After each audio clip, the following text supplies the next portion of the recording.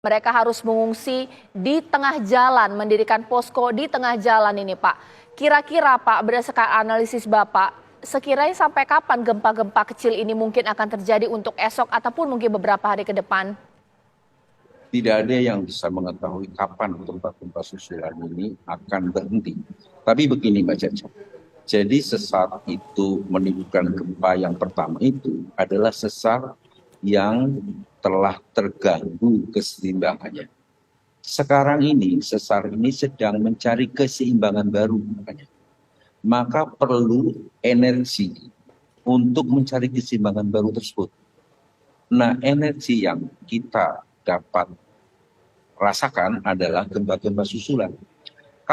Kita tidak tahu kapan akan berhenti, tetapi kita paling tidak mempunyai gambaran manakala gempa-gempa susulan tersebut menurun dari segi jumlah maupun energi.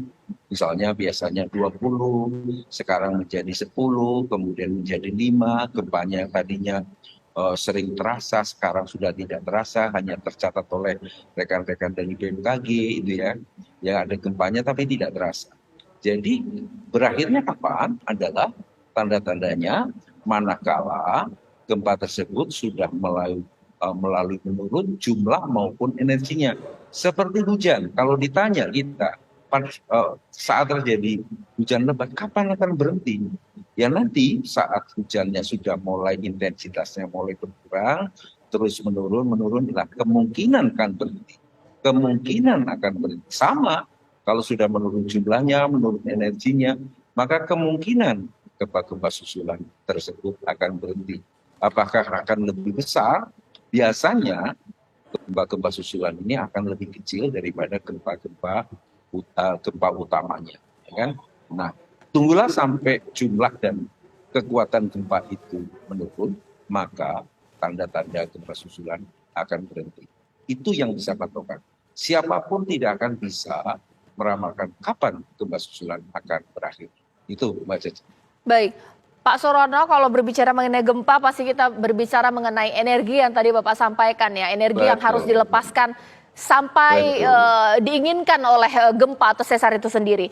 Tapi mengingat timeline dari sesar Cimandiri ini kan 1900, 1962, bahkan yang terbaru tahun 82, 2000, 2006, 2007 terakhir Pak, hingga sekarang 2022. Mungkinkah bahwa energinya ini cukup banyak tersimpan sehingga getaran-getaran kecil mungkin akan cukup panjang dirasakan warga di Cianjur, seperti apa Pak? Kalau tidak salah catat, saya dengan rekan-rekan dulu pernah menyusun dengan Bapak Supartoyo, dengan Pak Eka, gitu kan, menyusun katalog gempa bumi Indonesia. Kalau melihat dari sesar-sesar yang ada di Pulau Jawa, ternyata sesar Cimandiri itu sesar yang paling aktif, paling sering terjadi gempa bumi. Kalau kami lihat seperti itu, sebetulnya sesar Cimandiri ini sesar yang efektif, ya kan? Sesar yang artinya begini, agak boros gitu, kan? Jadi manakala energi dari lempeng samudra Australia yang mendesak Pulau Jawa dari selatan ke utara itu terkumpul terlepas, ya kan? Efisiensinya sangat tinggi sebenarnya. Maka Cimandiri itu tercatat, ya kan? Sering tercatat terjadi gempa dibanding sesar-sesar lain yang ada di Jawa, seperti sesar Muria, seperti sesar Rembang, seperti sesar Baribis, gitu kan? Ini kelihatannya yang paling sering ya, catatan sesar Cimandiri ini ya sering sekali bergerak dibanding sesar-sesar lain. Begitu Mbak Caca. Iya, baik Pak. Pak Surono, boleh Pak dikomentari Pak bahwa Bapak hadir bersama saya di sini di Breaking News TV One pasti juga sebagai untuk mengcounter hoax yang muncul, karena ini banyak sekali muncul hoax-hoax, bahkan BMKG kewalahan ketika ada informasi waspada aktivitas pergerakan sesar Cimandiri dan erupsi Gunung Gede. Penjelasan Bapak seperti apa secara ilmiah Pak? Begini, memang ada beberapa gunung api jika ada gempa bumi cukup besar dekatnya, itu bisa meningkat kegiatannya. Tetapi tidak selalu begitu. Bergantung gunung apinya gitu loh. Ya kan, bergantung gunung apinya. Kalau gunung apinya memang sudah mendekati kritis, maka pelepasan energi dari sesar di sekitar gunung api tersebut akan meningkat. Terus kemudian terjadi letusan. Tapi tidak selalu begitu, bergantung gunung apinya. Contohnya, gempa yang magnitudenya terbesar di dunia, ya gempa bumi Aceh tahun 2004. Gunung ada di Aceh nggak ada yang meningkat. Gunung di Sumatera Barat tenang-tenang saja. Jadi tidak harus selalu demikian gitu, ya kan? Gunung Salak dan Gunung Gede itu gunung api yang tenang lah, belum pernah ada kritis kegempaan di akhir-akhir ini, ya kan? Nah, dengan demikian, bila terjadi gempa seperti di Cimandiri, kecil kemungkinan bahkan dapat dikesampingkan bisa disusul letusan Gunung Gede maupun Gunung Salak, gitu kan?